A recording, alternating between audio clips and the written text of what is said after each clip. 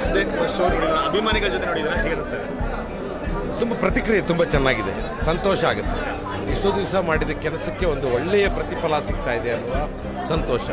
ಮತ್ತು ಇಂಥದ್ದೊಂದು ಕತೆ ಮಾಡೋಕ್ಕೆ ಬೆಂಬಲವಾಗಿ ನಿಂತ ದರ್ಶನ್ ಅವರು ಒಂದಾದರೆ, ದರ್ಶನ್ ಅವರ ಅಭಿಮಾನಿಗಳು ನೀಡ್ತಾ ಇರುವ ಬೆಂಬಲ ಇದೆಯಲ್ಲ, ಅದು 4-5 ಪಟ್ಟು ದೊಡ್ಡದು.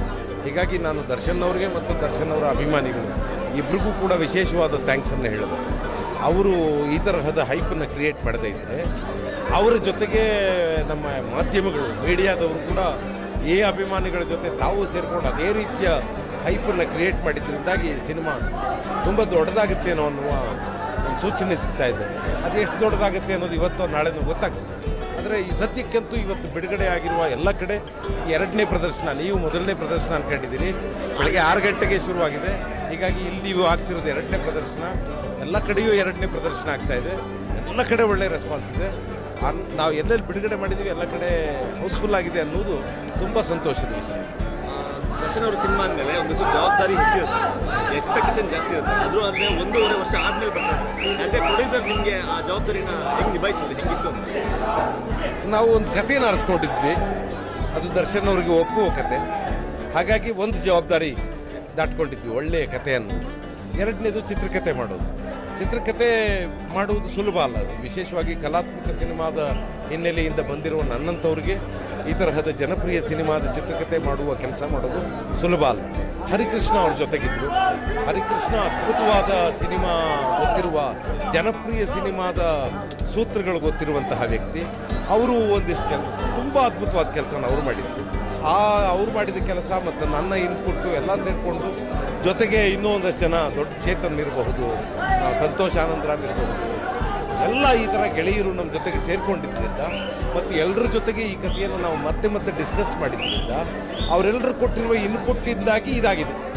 ಮತ್ತು ದರ್ಶನ್ ಅವರು ಸ್ವತಃ ಹೌದೌದು ಟೈಟಲ್ಲು ಈ ಸಿನಿಮಾ ನೋಡಿದವ್ರಿಗೆ ಯಾಕೆ ಇಟ್ಟಿದ್ದೀವಿ ಅಂತ ತಕ್ಷಣ ಗೊತ್ತಾಗುತ್ತೆ. ತುಂಬ ಸರಳವಾಗಿ ಹೇಳಬೇಕು ಅಂದರೆ, ದುಡಿಮೆನೇ ದೇವರು, ದುಡಿಯೋನೇ ಯಜಮಾನ. ಅದನ್ನು ಇಡೀ ಸಿನಿಮಾ ಹೇಳ್ತಾ ಇದೆ. ಹಾಗಾಗಿ ಇಲ್ಲಿ ಯಾರೋ ಒಂದು ಪಾತ್ರ ಅಲ್ಲ, ಈ ದೇಶದ ಪ್ರತಿಯೊಬ್ಬ ದುಡಿಯುವ ವ್ಯಕ್ತಿ ತಾನು ಯಜಮಾನ ಆಗಬೇಕು. ಅವನು ಯಜಮಾನ ಆಗಿದ್ದಾಗಲೇ ನಿಜವಾದ ಸಂತೋಷ ಮತ್ತು ಸಮೃದ್ಧಿ ಸಿಗೋದು. ಅದಕ್ಕಾಗಿ ನಮ್ಮ ಎಲ್ಲರ ಪ್ರಯತ್ನವೂ ಅದೇ, ಯಾವುದೇ ವ್ಯಕ್ತಿ ಆದರೂ ಆ ಪ್ರಯತ್ನದ ಹಿನ್ನೆಲೆಯಲ್ಲಿಯೇ ಈ ಸಿನಿಮಾ ಆಗಿದೆ. ಫೈನಲಿ ಪ್ರೇಕ್ಷಕರಿಗೆ ಯಾರು ನೋಡಿಲ್ಲ, ಪ್ರೇಕ್ಷಕರಿಗೆ ಏನು ಹೇಳಕ್ಕೆ ಇಷ್ಟಪಡ್ತೀನಿ? ಇನ್ನು ಯಾರ್ಯಾರು ನೋಡಿಲ್ಲ, ನೋಡಿಲ್ದಿದ್ರೆ ಬಂದು ನೋಡಿ, ಮನೇಲಿ ಬೈಕೊಂಡು ಕೂತ್ಕೋಬೇಡಿ. ಮೊದಲನೇದು. 2ನೇದು, ಇದೊಂದು ಸ್ವತಂತ್ರ ಕನ್ನಡ ಕೃತಿ, ಯಾವುದ್ರದ್ದು ರೀಮೇಕ್ ಅಲ್ಲ, ಸ್ವತಂತ್ರ ಕೃತಿ. ಇಂಥ ಕೃತಿಗಳನ್ನು ಬೆಂಬಲಿಸೋದ್ರ ಹಿನ್ನೆಲೆಯಲ್ಲಿ ಕನ್ನಡದ ಕೆಲಸವೇ ಆಗಿರುತ್ತೆ ಅದು. ಹಾಗಾಗಿ ನೀವೆಲ್ಲ ಬಂದು ಬೆಂಬಲಿಸಿ ಅಂತ ಕೇಳ್ಕೊಳ್ತೇನೆ. ಇನ್ಯಾರೋ ಟಿ ವಿಲಿ ಬರುತ್ತೆ ಅಂತ ಕಾಯ್ತಿರೋರು ಕೂಡ ಸಿನಿಮಾ ಥಿಯೇಟ್ರಲ್ಲಿ ಬಂದು ನೋಡಿದ್ರೆ ಜನರ ಮಧ್ಯೆ ಜನ ರಿಯಾಕ್ಟ್ ಮಾಡ್ತಿರುವಾಗ ಅವ್ರ ಜೊತೆ ಕೂತಾಗ ಅಲ್ಲಿ ಒಂದು ನಗು ಇದ್ದರೆ 1000 ನಗು ಆಗುತ್ತಲ್ಲ, ಆ ನಗುವಿನ ಆನಂದವೇ ಬೇರೆ, ಮನೇಲಿ ಕೂತು ನೋಡುವ ಆನಂದವೇ ಬೇರೆ.